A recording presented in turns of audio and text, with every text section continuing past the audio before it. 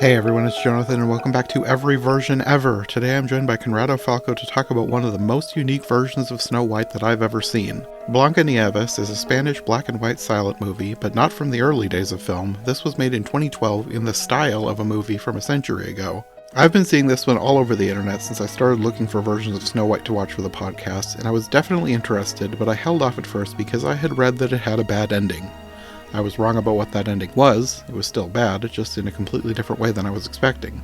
Anyway, I was not initially thinking about covering it in this round of adaptations, but it kept coming up so often, especially looking at certain versions from 2012, because there were oddly a lot of versions from 2012. But this one just kept popping up, taunting me. It looked so unique, I finally decided I had to watch it, and Conrado immediately came to mind as the perfect co-host. So, my curiosity has finally been satisfied. And yes, this has a terrible ending. But even though I really hated that, there was still so much about this movie that I somehow ended up loving, that despite the complete downer of a finale, I'm actually really glad I finally watched this one.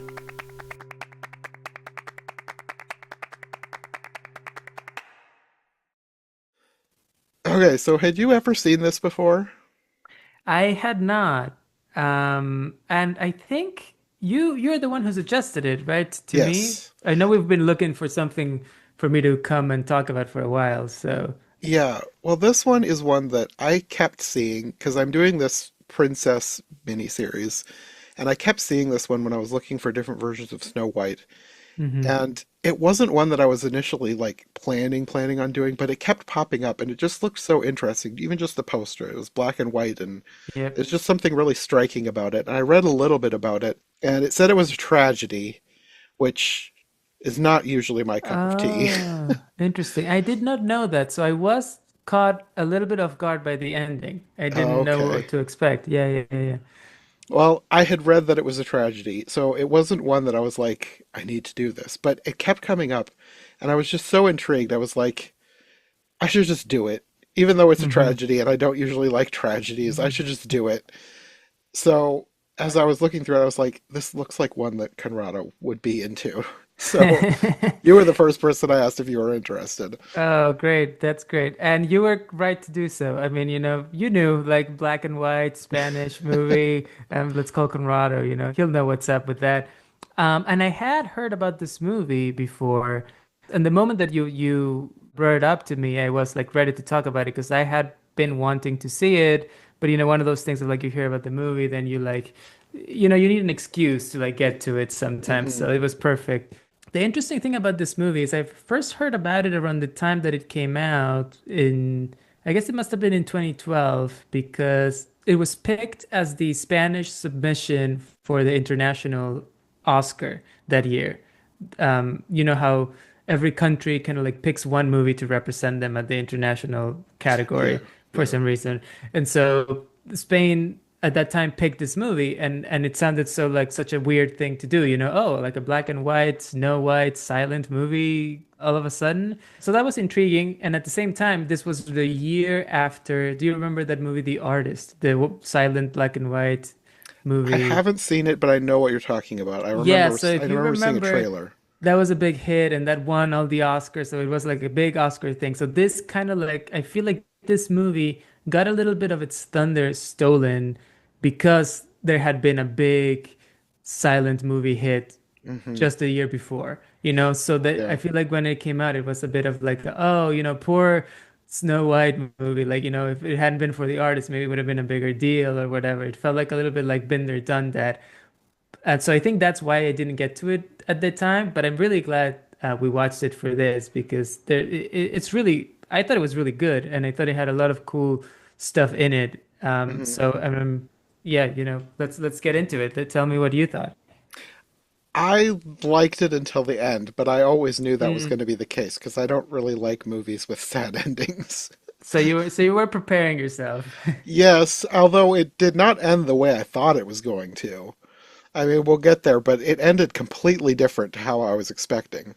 Oh, interesting. I I'm was interested to expecting hear. death, like pure death. This was not death. This was like worse than death. So you think this was even, yeah, it's pretty tough Yeah, when you really think about it. Yeah. yeah. You don't even have to think about it, honestly. It's tough. Like the Yeah. ending, and like I said, I was not expecting it. So I kept thinking of like, how are they going to turn this around? Like, how are you going to get a happy ending out of this? And then, of course, there wasn't one. And I was like, oh, I guess Hmm. that was that. I think if there had been a happy ending, I would have loved this movie. Mm-hmm. As it is, I like it. I Mm-hmm. can't love it. Mm-hmm. And I probably won't rewatch it again right away. Though I will say I'm not completely turned off the idea of rewatching it because up until the end, I did like it. Yeah. Like there was so much in here to like. I just don't like how it ended. Right. Yeah. Yeah. We can get into it if you want to go in order. Or what? I don't know. Where do you want to start? Well, I had one random trivia thing that I was going to mention before we get into the movie because Great. I knew that 2012 was like the year of Snow White, but I didn't realize how many Snow Whites came out. There was That's at least right. five, Oh, which is wow. I thought there was only three, or, because there's this one, obviously. yes, And then there's the two that I knew about. Mirror Um, Mirror Mirror Mirror and and Snow Snow White and the White and Huntsman. Huntsman. That's right. I remember those two. Yes. And then this one. I didn't know that there were more.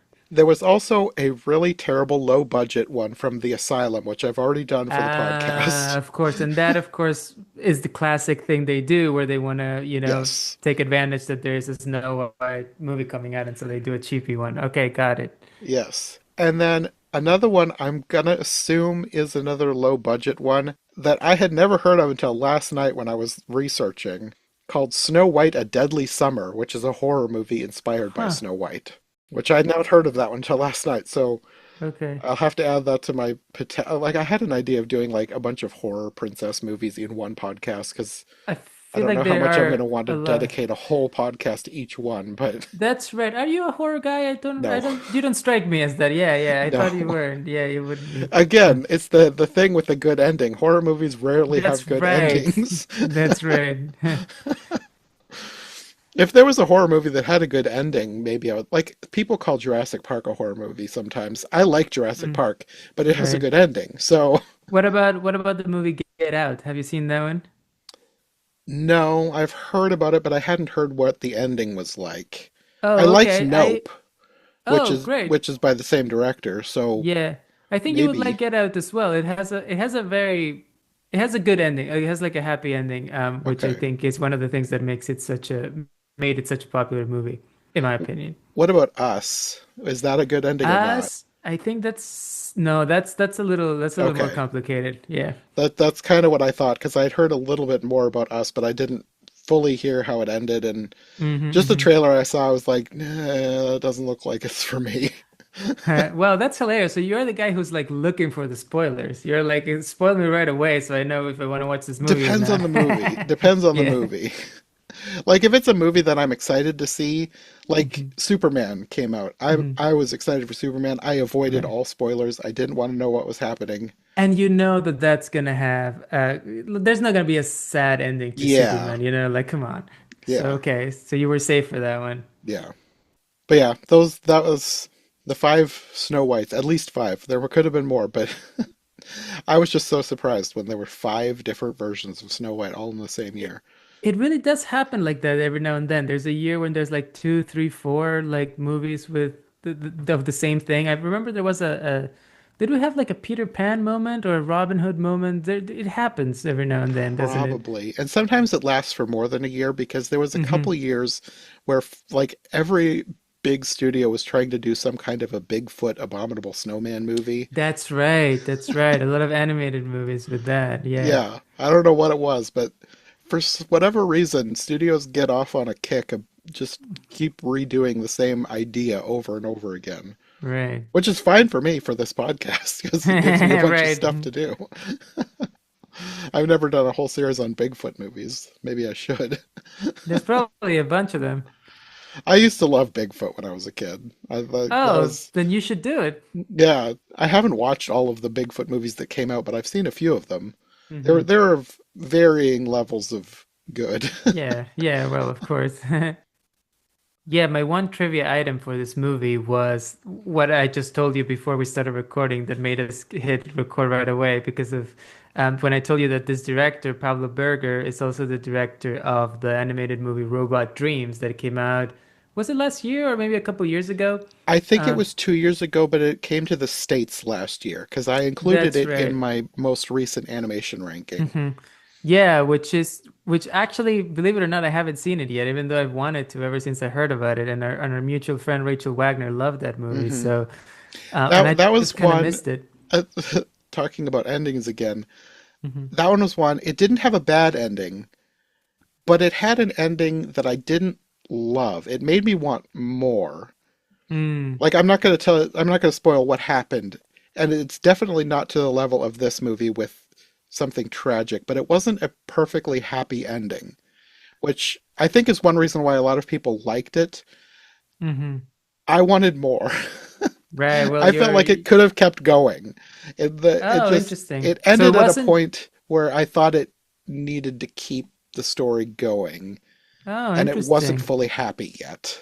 Okay, so you wanted a little bit more happiness. Okay, got it. And now knowing that this is the same director, I'm like, maybe that's just a thing with him. Maybe he doesn't like perfectly happy endings. Right, right. Well, I wouldn't call this ending Uh, perfectly and happy. this It's isn't pretty happy far in from any happy. way. Yeah, yeah, exactly. So the other one might be a little bit more. The other one is Um, not tragic. It's not really even sad. It's just not happy. I mean, okay. it depends on how you look at it. I don't want to tell you what happens, but it depends on how you look at it. Like Mm-hmm. some people might interpret it as a happy ending. I didn't, but some people Mm-hmm. might. Okay. Well, I suppose we can get into this movie. Yeah, definitely. This one, it is so different than any other Snow White I have watched so far for this series. Like Okay. so completely different. It modernizes it to a point. It's like early 1900s. So it's more modern than most Snow Whites go. But it also Okay. sets it in Spain and Mm-hmm. it's revolves around bullfighting, which is like, how do you get this? Like I guess I know now because the director had seen like something with bullfighting dwarves and decided to make Ah. a movie about bullfighting dwarves and Snow White. Uh-huh. Uh-huh. Okay, But that makes sense. it's such a random mashup of ideas, but it works and I love it. It is a little bit random. I was thinking that maybe there was like, because it is a silent movie as well. I, Hmm. I expected that maybe there was like a big trend of bullfighting silent movies in Spanish history that I didn't know about, and it was like a, famous genre, the way that we have Westerns or whatever, you Mm. know. So I was thinking maybe there was something like that, but this thing with the bullfighting dwarves makes sense. Hmm. Yeah, it's such an interesting idea, but the way he did it, I really like it. Hmm Definitely. Yeah, and the scenes with the dwarves were some of my favorites, I gotta say. Hmm. Well, it starts with a bullfighter named Antonio, who is married to a woman named Carmen, who is pregnant. And at the very beginning of the movie, we're already into a bad start because Hmm he's gored by a bull, and the shock sends her into labor. And they are both rushed to the hospital at the same time, and she dies, giving birth to Snow White, or Carmencita, who Right, becomes Carmen, like Carmen Jr., I guess. right. Carmencita, yeah, that's little Carmen basically. So yeah. Hmm. And right, and the dad does not die, but he ends up being kind of paralyzed and he has to be in a wheelchair after that, right? Yes, and there's this nurse who, while he's like being wheeled in, she's like gushing over how lucky Carmen is because he's rich and handsome. And then as soon as Carmen dies, she's like fidgeting with his ring and like smirking to herself. And like when they were both rushed to the hospital at the same time, I was like, oh well, we're gonna have an orphan Snow White. That's different. But then as Hmm soon as she started fidgeting with his ring, smirking, I was like, oh, okay, well I see where this is going. Right. She doesn't waste any time. I thought actually this is what I was thinking of. When I was watching the movie, for some reason, at some point, I thought that the nurse was kind of like scheming to kind of like kill him or something. And then he only ended up paralyzed. So I guess I understood. But for some reason, I thought that the nurse had a role either in not allowing him to get healed fully or in killing the mom. But I don't think that's true, right? Maybe I was just looking into like I was I don't think so. I didn't see anything that made me think that she was behind anything that happened. Yeah, I and think I she gotta just say, I think she just kind of yeah. bled out. Okay, okay, because I was a little bit confused with the cross-cutting in that scene because like you're saying, they both rushed to the hospital. We're cutting from one operating room to the other and back and forth, and I was having trouble knowing where this evil nurse was at any Hmm. particular moment. And also, I gotta say, if there's something that I would change about this movie personally, I know that for you it would be the ending. For me, it Hmm. would be I think the evil stepmother nurse character and the actual mother look a little bit too similar. At the beginning, I was confused who was who a little bit when they were cutting back and forth to them. And then later, there's a scene when we have flashbacks or like she looks at a locket with her mom's picture on it. And I was a little bit like, wait, isn't that the stepmother? Like, so that was my personal problem that was keeping, I was having a hard time keeping track of those two at the beginning. So that was probably why I got confused too. It could have been on purpose because there was a moment where Antonio looks up at the nurse and he sees his wife and Okay, like they so fade there's between the that two. too. Okay, there's that too. So that played even more so into my confusion, I think. Yeah. So yeah, he is left paralyzed and he ends up marrying the nurse whose name is Encarna, Hmm. and Carmencita is raised by her grandmother. And Right. for the first chunk of the movie, I mean, she's functionally an orphan because he doesn't come to any of her events. There's a He scene of, sends gifts, but that's it. yeah, there's a scene where she's like praying for him to come to her first communion, but he doesn't. I think it's implied that he might have been there in a car, but then the car drives away. I That's wasn't right. sure if that was him. I think that's the implication. I thought that's what was happening as well. Hmm. And then, just to add insult to injury, the grandma dies too. Oh my God, I know that scene. I was like, this girl can catch a break. Her grandma dies, I think, on the day of the communion, if Yes, I'm not they're mistaken. they're having like an after party and they're like dancing, and then the grandmother And she like dances too much and she collapses. dies. That's it's horrible. Yeah. Yeah. That was a lot. At that moment when the grandma died, I thought the movie was gonna be like a real downer, like it was gonna be like one calamity after the other, and it kind of is in some ways, but that's one of the heavier parts. I think it has a more balanced, Hmm. kind of like thing after that. Yeah, they do a good job of making it not too much of a downer until the end.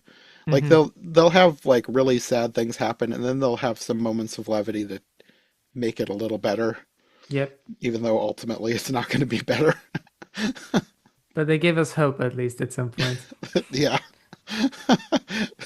They give us hope only to take it away. That's right. So now she has to go live with her father and stepmother. And I really like the house that she moves into. It's very Hmm. huge and kind of dark and gloomy, but it looks so cool. Yeah, it's a really cool kind of like Spanish ranch sort of situation that they Hmm. have going on. Yeah, it's a great house. And I think overall, all the, production design, costume design, cinematography in the movie, it's all pretty beautiful, I think. It is. And it's really well done. And location too, because apparently this house is in Seville, Hmm. which that caught my eye because it reminded me of The Barber of Seville, like the opera. Right, So I right. decided to just look up the city. And I did Hmm. not realize that this is where they filmed a lot of the outdoor shots for Naboo in Star Wars Episode 2.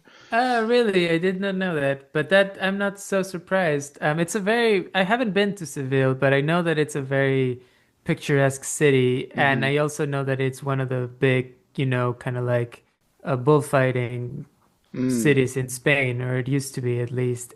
And it's also kind of like a center for flamenco music, sorry, which Hmm. which is also used a lot in the movie. It's, the kind of music that the grandma's dancing to when she dies, and that's Yeah. kind of thing.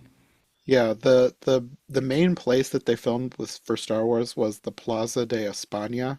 And like when I looked up Seville, I saw a picture of that place and I was like, that's Star Wars. That's such an iconic castle. Right. So that's in the second one, the Attack of the Clones, you said? Yes. Yeah, that makes That's sense. All the of the palace. romance sections. Yeah. Yeah. Yeah. And then you have a moment where the stepmother tells her that the second floor is off limits to her. And I was at first I was thinking this is like a Beauty and the Beast type thing because that's what Right. happens in Disney's Beauty and the Beast. Yeah, But but the moment she says that, oh, this girl's gonna go to the second oh, floor, of like it's course. just a ticking clock at that point. Yes.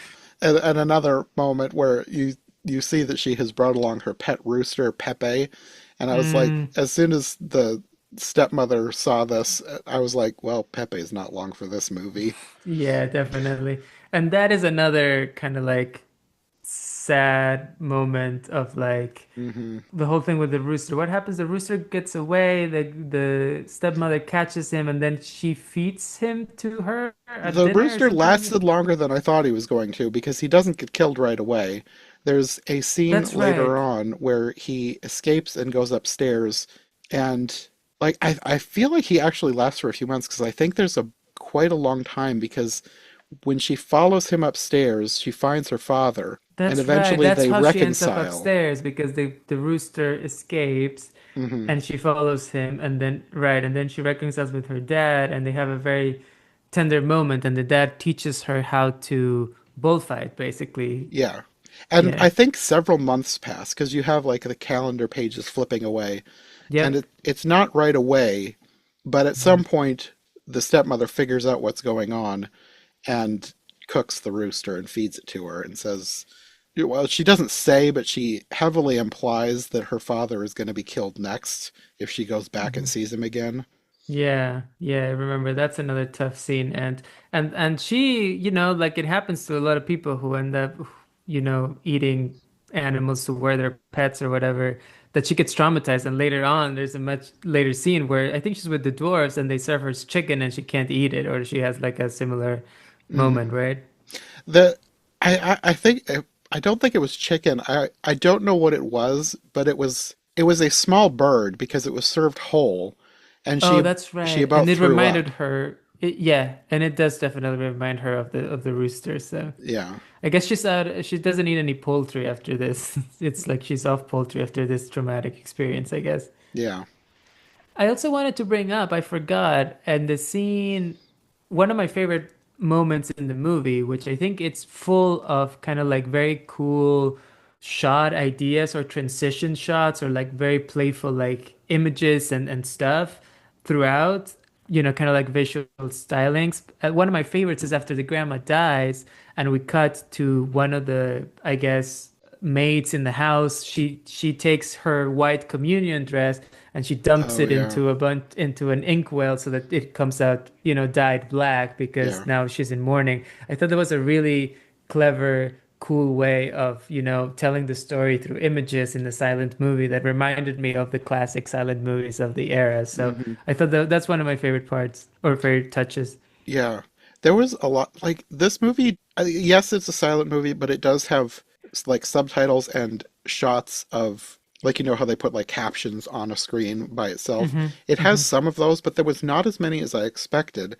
A lot of it is told visually, which I really liked. Yeah, it's a very I appreciated that decision a lot to try to do as much visually and not rely so much in the intertitles, I think is what those are called, Hmm. the title, the dialogue cards, I guess. Hmm. And from what I understand, the Robot Dreams is also kind of a silent movie, right? Or there's very little dialogue in that one as well. I'm pretty sure there's no dialogue. Oh, there you go. So I guess this guy has a There's sound son. effects. Like Hmm. there's Hmm. like full Foley. Like there's everything that they interact with makes it's not just music like this movie is. Right. So Okay. it feels like a real world. They just don't Hmm. talk. Okay. So, well, yeah, I guess it sounds like Pablo Berger has kind of like this visual and sound but no dialogue thing going on, which, honestly, I think it's fun to have that kind of like a director out there who's into something different. Yeah. Yeah. No, I appreciate that. Like as much as I didn't like the ending, I Hmm. liked the movie up until then, and Hmm. I liked most of Robot Dreams. So I'm Hmm. thinking maybe I should look into more of his stuff. Yeah, I don't know what other movies he might have made, to be honest. I just know that I recognized the name when I saw it pop up on screen. Yeah, no, I did not realize that was the same person. That was great that you pointed that out. Yeah, it was one of the first things I noticed when the title, directed, written by Pablo Berry came up. I was like, that name sounds familiar. Where have I heard that? And I Googled it right away, found Robot Dreams, and I was like, oh, that's it. Hmm. But anyway, so where did we leave off? I guess she reconciles with the dad. The stepmother gives her the rooster, cooks the rooster and feeds it to her. Hmm. And after that, Well, there's also a scene in here somewhere where I think it's implied that the stepmother is cheating on her father. oh, with that guy who's kind of like he looks like some kind of officer or chauffeur or something, right? I think he's supposed to be the huntsman because isn't he the same Right. guy who, yeah. Yeah, So I definitely think, that guy. and then there's the scene of the stepmother hunting also. So I'm thinking that Uh, he's supposed to be the huntsman. Definitely got that he was supposed to be the huntsman, but I didn't. Yeah, I guess she is kind of cheating on him with him. I guess it's kind of the implication. I didn't think of that part of it. I mean, there was that weird scene where she's like riding him around the bedroom like That's they're right. in That's their right. underwear or something. It was very odd. Yeah. Like it's not like fully like spelled out like yes, she's cheating on him, but like what else what else is Well, this weird right. scene supposed to mean? She really is that she's really painted as that type of like very, very superficial, Yeah. self-interested woman that like, Yeah. she's just all about like the money and the fancy things and the jewelry and you know, all of that stuff. So yeah. Hmm. But it's fitting for the evil stepmother character. Yes. No, she's like I don't want to say she's like the most evil stepmother I've seen, but like she's way up there with the Yeah. evil stepmothers in the different versions that I've seen. It's interesting. I don't think there is a mirror in the movie. Is there like the mirror equivalent? It's one of the few things from Snow White that is not carried over. I don't think so. Yeah. Right. I was trying to think because I think the movie, despite being so different and having this whole like Spain silent movie bullfighter thing, Hmm. I think it sticks pretty closely to the beats of the original. I don't know about the original, but the like the Snow White story that we Yes. know. Um, Yeah. The first and half is mostly setup for what mhm. we know for the Snow White story. That's right. I was a little bit surprised of how much setup there was. I gotta be I honest. was too, because it was like an Mhm. hour in when we started actually getting into the Snow White story, Yeah, that's which, I right. mean, it's fine. It works for this story, but I Hmm. was just kind of Yeah, surprised at how long it took to get there. same here. But yeah, I didn't think of it, but you're right. I don't think there is a mirror. I was waiting to see if there was going to be, but I feel like that's maybe the only thing that's in the commonly known story that's not in it because even there's even a scene with the grandma where the grandma pinches her finger and there's blood and she doesn't go into the whole like I wish my daughter was like white as snow and the I with didn't even think of that with the drop of but blood scene, but you're right. they make just a little bit of a hint of it. Yes. So I was surprised that there was no mirrors and so many other things were in it. Yeah. I think they mostly stayed away from anything that was magical Definitely, yeah. up until the end, which felt kind of magical in a bad way. Oh, okay. Yeah, I guess so. I was curious of how to interpret that moment, but yeah, yeah, I'm still not 100% sure of how to interpret it, but I mean, we'll get there when we talk about yeah, it. yeah, yeah, definitely. I think after this is where we got to the point where I was like, I know I had already known that this was a tragedy, so I was expecting the stepmother to get away with everything, and I was like, Mm. I almost want to shut this off because I'm afraid she's not going to get any comeuppance.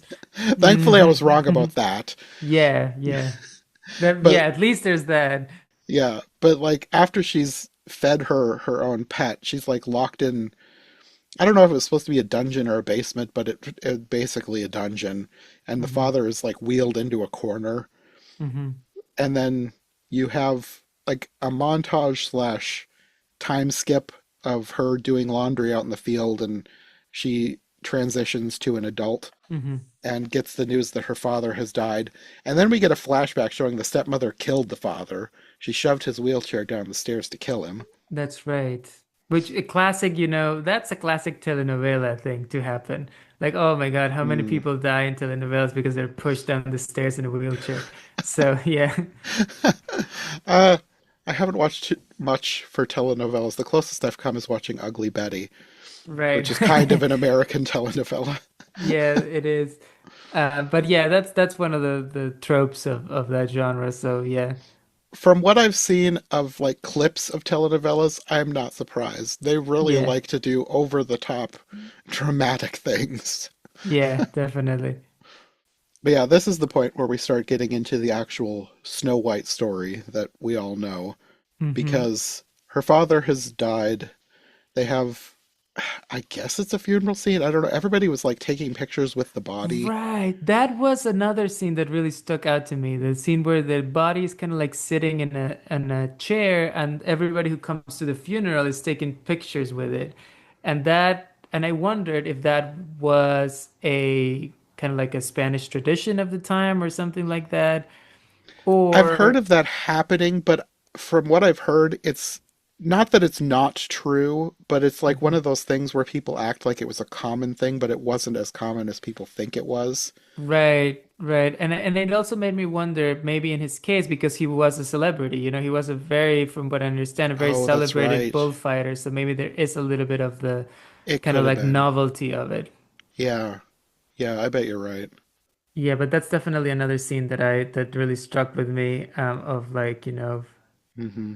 um, people taking pictures. And then of course when Carmen, the Snow White character, she's the last person we see take the picture, and when she does it, she breaks down crying, because she's actually mourning her dad and like Yeah. some of the others people. Hmm. And then we have Snow White sent to pick flowers for his grave, which I think is in some versions. I think that's an actual thing that happens. Oh, really? I'm not 100% sure because I haven't seen too many versions yet, but I feel like I've seen this plot point before where Hmm. Snow White goes to pick flowers for her father's grave. Not 100% sure, but I feel like I've seen this before. Hmm. And is that when the huntsman is sent after her? Yes. Right. The huntsman, like, I think you were right about him being a chauffeur because I think he drives her to, because it says it's very far away. Hmm. So they drive to wherever this is, and she's picking flowers, and then he sneaks up to kill her. And of course, this is a tragedy, so we can't have a kind-hearted huntsman who has pity on her and lets her go free. This guy is actually intending to kill her, except he Right. stops mid-strangle to kiss her, and then she's able to hit him and escape. That's right. Yeah, that was Briefly, that was a lot, that scene. yes. She escapes briefly and then is trying Hmm. to cross a river, and then he is able to get to her, and it seems like he drowns her, and then he just leaves her in the river. Hmm. And But this part was the first part where I was like, this is pushing the bounds of believability a bit mhm, because she's there like the rest of the day, and then she's pulled out that night and given mouth to mouth, which I feel like shouldn't work after she's been in the right. river for a whole day. Yeah, yeah. You're But I was probably like, ugh, right. it's a fairy tale, I guess. I'll just go with it. No, that's a good point. But yeah, she's given mouth to mouth by one of the dwarves, right? Yes, I can't remember their names. They flashed on screen briefly, but they're not really referred to by name very many times, so No, they're I not. and I tried looking up the different characters, but they weren't listed on Wikipedia, and Oh, really? they didn't have pictures on IMDb, so I was like, I don't know which is which. So I Yeah. kind of just settled for calling the one who gives her mouth to mouth the hot one. I was gonna say the same thing. He's the handsome dwarf. So yeah. Which I kind of liked because it felt like they were conflating kind of like the dwarf and the prince characters Yes, together, which I thought was a nice touch because, yes. why not? Yeah, I've never seen that before, and I really liked that touch. Hmm. I wish it had led to a happy ending. Yeah, yeah. I I thought wanted I them thought to it be might at together. some point. Yeah, definitely agree with you there. So yeah, he saves her and brings her back to his troop. He is one of the bullfighting dwarves, Hmm. and it seems like she has amnesia. She can't remember who she is, so she just goes along with them and goes to their next show. Mhm.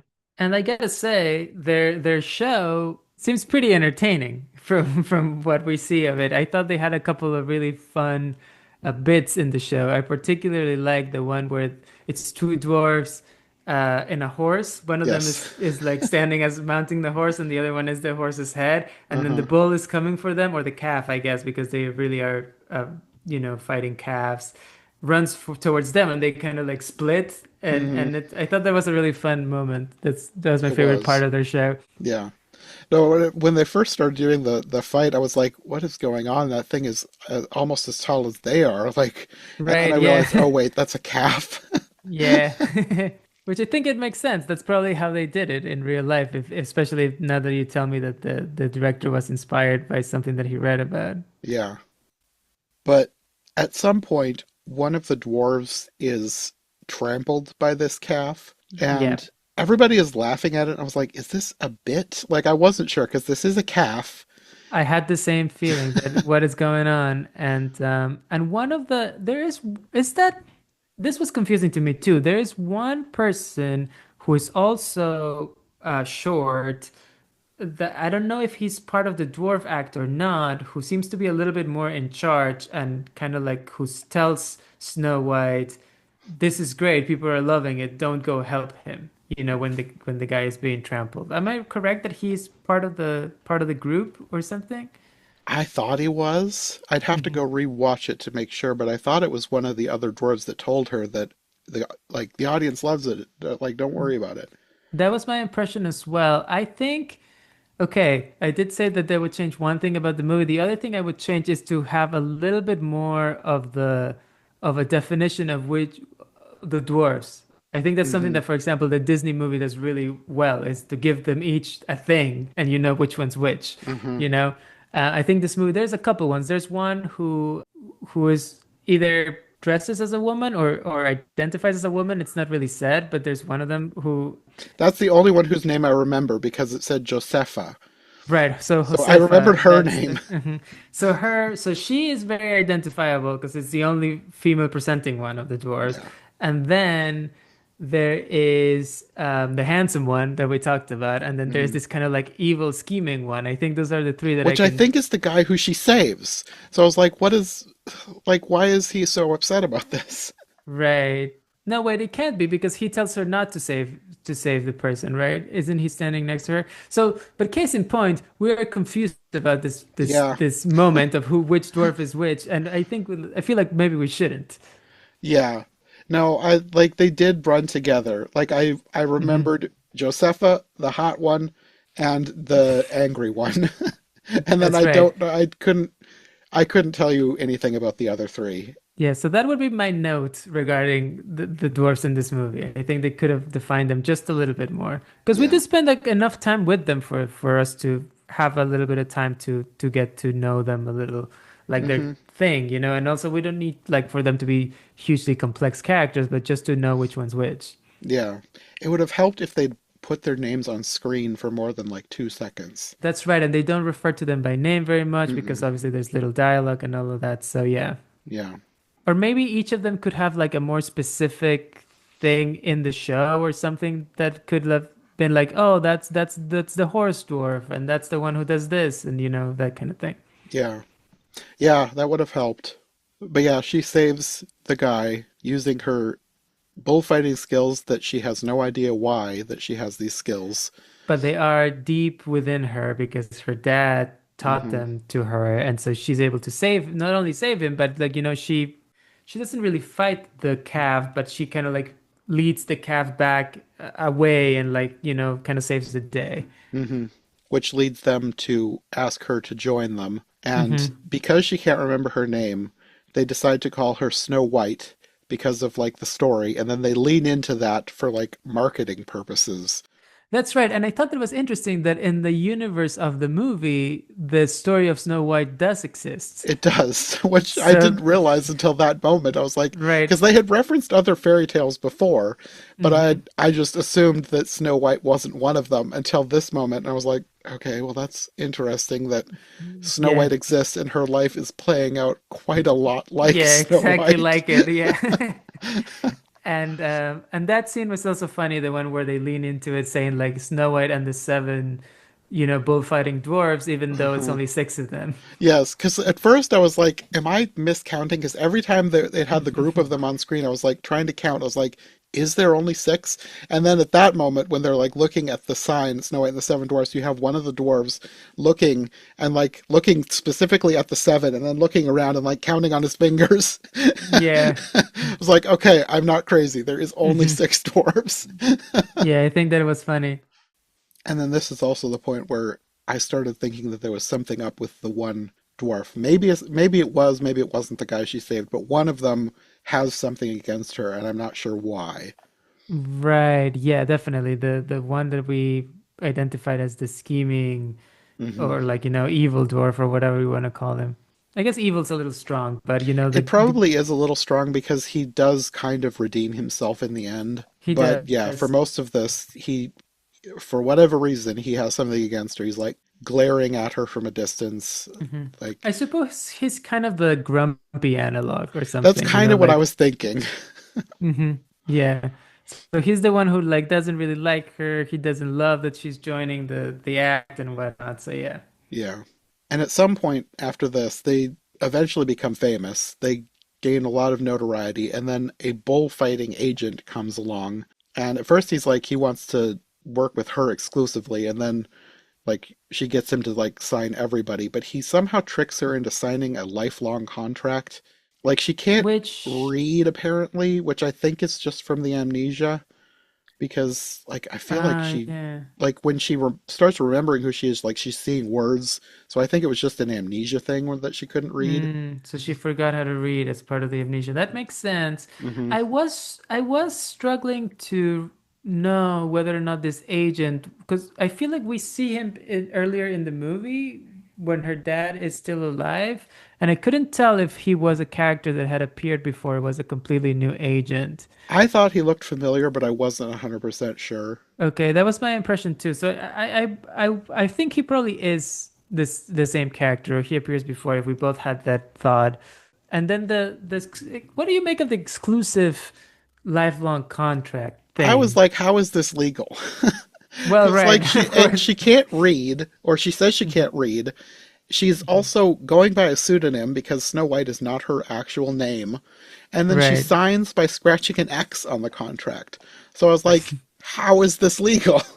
Back in the day, people got away with all kinds of things, I guess. But I was wondering why do they make that a part? Because it doesn't really play that much of a role in the rest of the movie, I think it unless comes into the end the because end, he's the right? one That's at what the I was. end.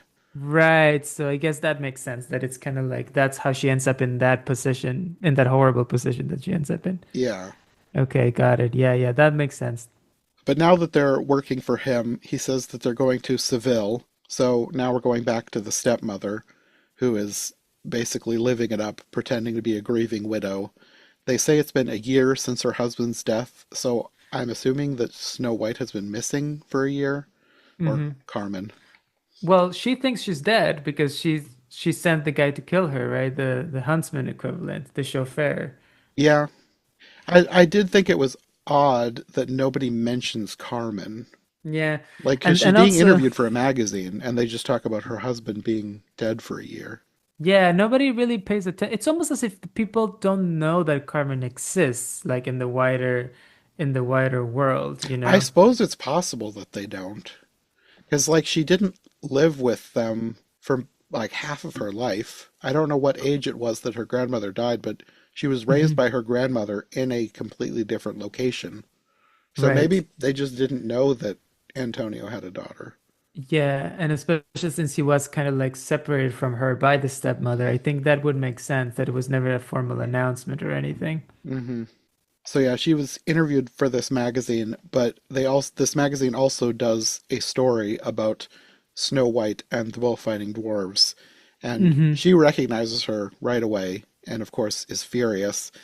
And I think she accidentally kills her boyfriend slash the Oh, huntsman. right. Yeah, I guess she does.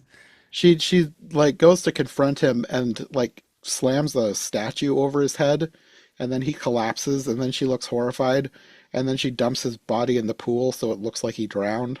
Yeah, she's kind of losing it at that point. Yeah.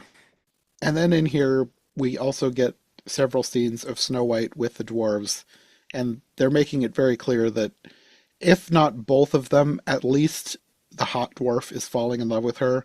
I, I'm not 100% sure if she's fully returning his affections, but he's obviously in love with her, and I think she Yep. really likes him either way. Yeah, yeah, no, that's the scene where they're like looking at the stars and everything, right? Yeah, there's like fireworks. Yeah, I got that impression as well. Yeah.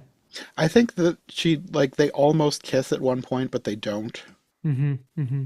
And then it's also becoming very obvious that the one guy just straight up hates her.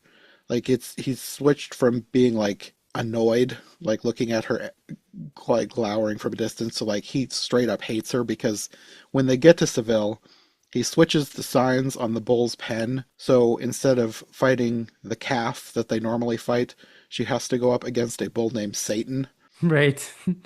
So Which it's is never like good. no. So it's like, I guess just trying to kill her, maybe? I don't know. If he's not trying to kill her, he's trying to injure her badly.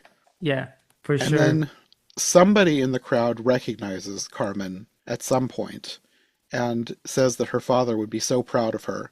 And then that sort of triggers her memory, and she starts to remember who she is, but ends up like frozen in the bullfighting ring.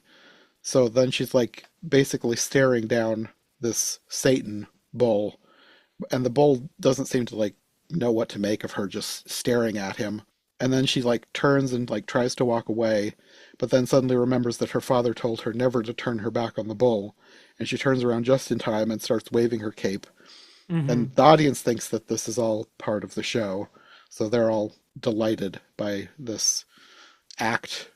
Not act, but they think it's an act. Hmm. And then I wasn't exactly sure what was going on here because like word is starting to spread in the crowd as to who she is. And at some point, everybody in the crowd is like waving their handkerchiefs, which apparently is the sign that they want her to pardon the bull. Right. I didn't know that, but that's the impression that I got from based in the movie. I'm Did you not, know this? I, Did you I'm look it not, up or I don't okay. know because I'm not too familiar with bullfighting. I know Hmm. the bulls usually end up dead, so Yeah. I guess it makes sense that there's a way to pardon the bull. I don't know. I'd never heard of it before, but I mean, it I'm doesn't strike me as false. yeah, and I'm glad there is because the bull didn't really do anything to like be in the fight, so No, it's yeah. kind of nice to spare his life. There's also a scene while this is all happening where her father is like looking down from heaven to her. And I'm not sure if they Mm. were meaning for that to be literal or a figment of her imagination. Yeah, unclear. But it works either way, I guess, Yeah. in the context of the movie. Hmm. And meanwhile, her stepmother has been here the whole time. Right. I think Because she she was, sees the article and she makes a point to be there, yeah. especially after killing her lover. Yeah. I think she's hoping that she's going to get trampled, but she has a backup plan. She has a Hmm. poisoned apple, and it's not like a magically poisoned apple like in most fairy tale versions. There's a brief scene of her like injecting it with a syringe full of poison. Right. Which, yeah, that makes sense. It's Yeah. She briefly runs into the dwarf that hates Carmen, and I think this is the point where this dwarf maybe is starting to regret his actions. She moves past him and calls him Tom Thumb. And I hmm. like when that happened, I was assuming they were going to team up, but he didn't. So Right. I think the implication is that he's maybe regretting what he's done. Yeah. And I think well, we're getting to it, but I think he might be the one who ends up spotting her Yes. later when after the poisoning happens, right? Yeah. She gives her the apple, but then they're interrupted by the guy who'd recognized her previously, and he throws her father's hat. And I thought Hmm. at that point I thought that she had dropped the apple, but I guess she hadn't, because Hmm. later she takes a bite of it and collapses in the middle of the bullfighting ring. Right. But that is when they're kind of celebrating, when she's already won the fight and Yes. everything, and they kind of like, she kind of takes a celebratory bite of the apple and she Hmm. collapses. Yeah. And then the one guy recognizes the apple as what the stepmother had been holding, and he points Hmm. her out, and then all of the dwarves chase her out of the ring, except the one Hmm. who loved her. He stays behind holding her body. Right. And it seemed like they were gonna like straight up murder her because they're all like holding Yeah. stakes and sharp objects as they're chasing her around underneath the Hmm. stands where the bulls are kept. But Yep. then I guess one of them must let out Satan. And it doesn't show it, but the implication is that she gets gored by the bull. Yep. And that's her comeuppance. And I Yes. think it's one that, kind of feels of a piece with at least the original fairy tale and the kind of things that happens in those. Yeah. Yeah. It's the all the different versions have different terrible fates for her. I think in the original Grimm's version gets she's forced to wear like magical Oh, that's right, the shoes that make her shoe dance to thing. death, which Yeah. is kind of odd to think about in the context of this movie since the grandmother dances to death. That was the Maybe that's why that happens. Maybe there's another kind of like conflation or like, remix of the story. it could be. Right, but yeah, but of course, it's not literally what happens in some of these versions, but Hmm. a similarly gruesome Hmm. fate for the stepmother. Yeah. And then the crowd kind of does like a Spider-Man 2 thing with Carmen. Like I guess it the is, scene yeah. after the train where they're like carrying his body, like what Hmm. somebody says, careful, he's a hero. It was like they were doing that, but with Carmen, which I Yep. really liked that scene. And at this point, I was expecting, like, I thought she was dead. And I was Hmm. expecting her boyfriend to take a bite of the apple and they both go out Romeo and Juliet style. And I think I would Oh, have preferred that actually. yeah, that wouldn't have been terrible. Like it still would have been sad, but I wouldn't All have things had as much of an considered, issue yeah. with it. Because it, it ended up being so much darker than that because we're not done yet. She's not dead. She ends up in a sort of a sideshow, like a circus freak show, run by the guy who made her sign the lifelong contract. Right. And going along with the thing of like the story of Snow White exists within the story of the movie, um, he puts her in a crystal case like they do in the fairy tale, and he puts her as a sideshow where people can come up to her, and I suppose they're probably paying like 10 cents or whatever to kiss Hmm. her, like in a Snow White situation, and then what was really disturbing to me on top of it all, which it already is very disturbing and sad, is that then they do this weird thing where like every now and then it's kind of like going to the Disney World to the sword in the stone thing where like you try to Oh, take the sword yeah. and then all of a sudden one person does get it and it's like a big celebration. So for every like I don't know, probably like 30 people that kiss her, one of them, she kind of like they do a little thing where her body props up and it's almost like, oh, that's true love. This one worked, which I found very disturbing. Yeah. And like they make it obvious that she is not dead because well, the first thing you notice is that her hair is much longer. Like she's had short hair for most of the Hmm. movie because her stepmother cut her hair when she first got there. So she's had a Yeah. very short haircut for the whole movie. You know what? I did not put that together and it makes sense. Okay, so I am getting the ending a little bit more than I used to. I because I was thinking when they prop her open and they have this whole thing going on, I'm like, how are you gonna do this with a dead body? This is gonna stink pretty soon, Yeah, But no, then that's what like that would have been disturbing in its own way, but it's more disturbing, I think, to know that she is still alive, and I think she is aware. Like it's like she's in a coma. yeah, she's in a coma basically, and because at the end, her the handsome dwarf, the one who loved her, he sticks around at the they close down the carnival. It's late at Hmm. night. He goes up to her, and he kind of like has a sad, tender moment with her, and the movie ends with her shedding a tear, which lets us know that she's probably aware, like you're saying. Yeah. So that's like so much worse than her just dying. I It almost is wish that she had really, just it's died. yeah, yeah. It's the more you think about it, the worse it gets. Yeah. Yeah, no. Like as much as I liked most of the movie, I did not like the ending. No, no, that was really tough. Yeah. and I think I totally understand and I feel for you in the sense that even if I had known that it had a sad, tragic ending, Hmm. I would not have predicted this ending. So, Oh, I yeah. no, I expected she was just going to die. Well, Hmm. the first thing I expected was that the stepmother was going to be victorious and just get away with everything, which I'm glad I was wrong about that. But I Yeah. was expecting her to die.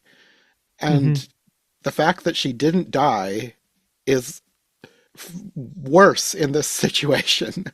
Yeah. Yeah. I definitely agree with that. Yeah, it's like they've traded death for a fate worse than death.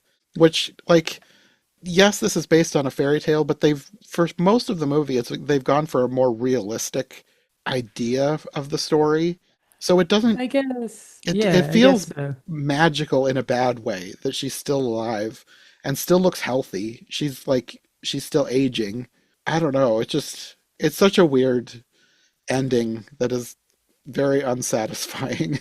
Yeah, I don't know if I would, I guess I do know what you mean by realistic, but I would also say that the movie, despite, you mean, I did not know it was going to have a sad ending, and the movie itself, how it was going, it caught me by surprise. I did not expect that we were heading into such a sad direction at the end. The movie didn't strike me as that because it did have, amongst all of the sad things that were happening to her, there was moments of comedy and there was like levity, and the movie was so kind of like clever in what it was doing and enjoyable to watch that I Hmm. didn't expect it to go in that direction at the end. Yeah. No, like I really liked the movie Hmm. to a Hmm. point.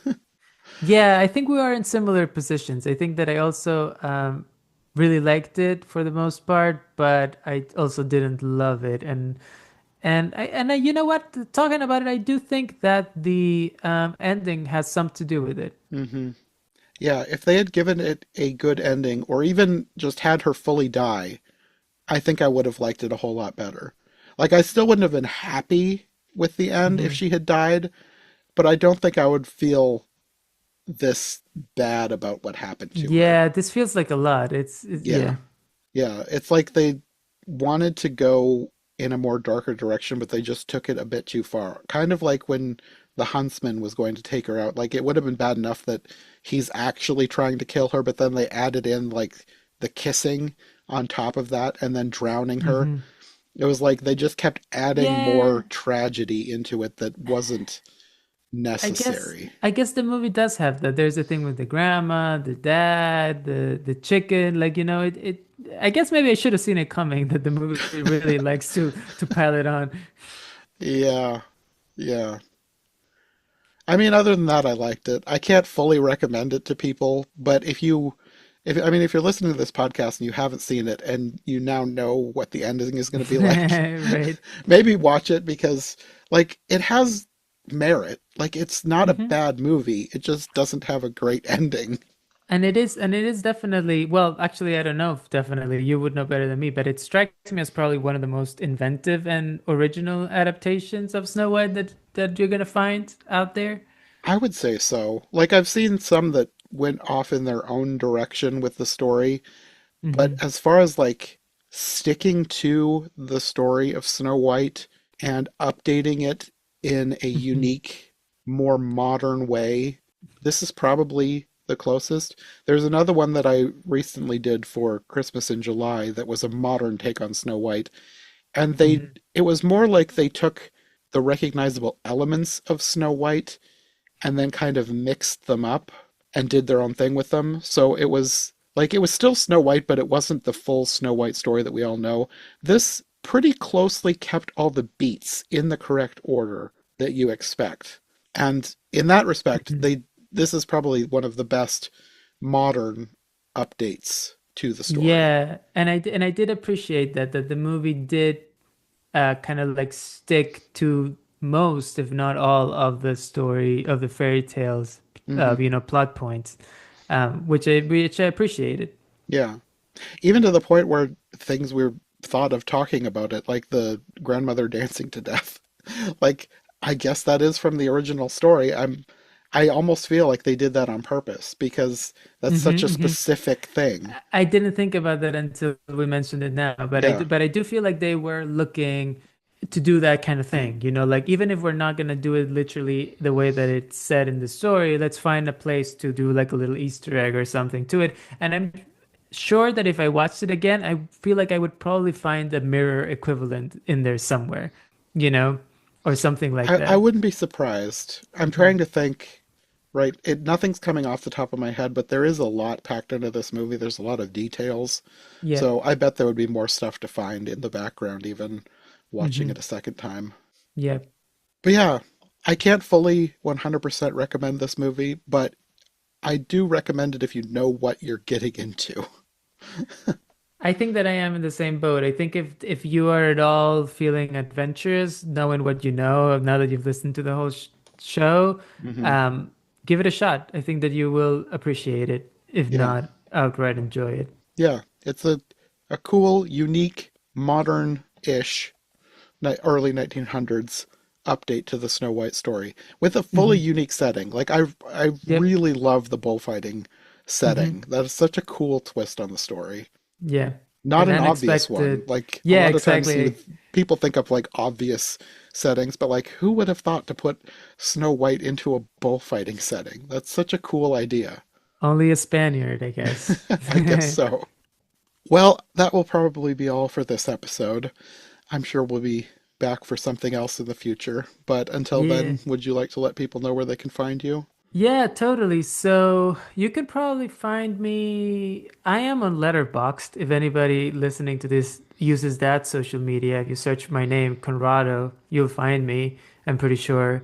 And that's kind of the only social media that I'm actively using these days, and definitely the only place where I'm writing about movies these days. So if you want my movie opinions outside of this podcast, that's probably the way to go. Other than that, I don't know, you could listen to old episodes of the Criterion Project, which is the podcast that I used to host with our friend Rachel Wagner, where we talked about movies in the Criterion channel. So that's still out there, and we did a lot of episodes. We did like 3 or 4 years of that. So there's a lot of backlog of that if you want to check that out. But other than that, I guess Letterboxd is it. Okay. Well, thanks for joining me for this one, and we'll see you again sometime for another movie. Yeah, totally. I love coming on this show. So, yeah, and I'm glad that you reached out to me about this movie because I'm glad I watched it because it had been on my list for a long time. Yeah, I'm sure there's plenty of other unique takes on stories like this that we'll find and we can talk about. Oh, I'm sure there is.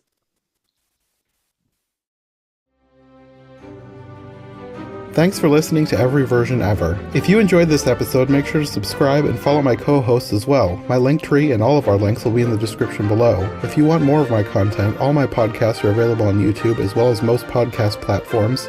If you enjoyed this show, check out one of the other podcasts or check out my Patreon for bonus and extended episodes you won't find anywhere else. We'll be back soon with another brand new episode, so thanks for listening and we'll see you next time.